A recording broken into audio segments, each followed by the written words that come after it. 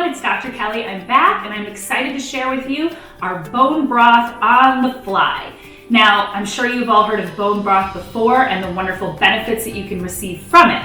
Besides your collagen, besides healthy for your gut, this is also an immune booster. And if you're sick or you're run down, this is a great make you feel good soup to kind of get you back up on your feet. So normally bone broth, I could say that 10 times fast, takes a 2 to 3 day process. So this is why I like to call it bone broth on the fly.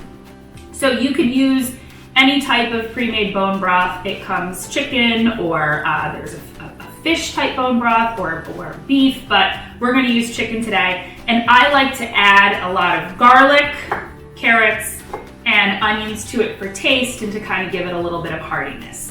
So we're going to put this all together, and the good thing about this is you can freeze it, you can store it, and we'll have some fun with it.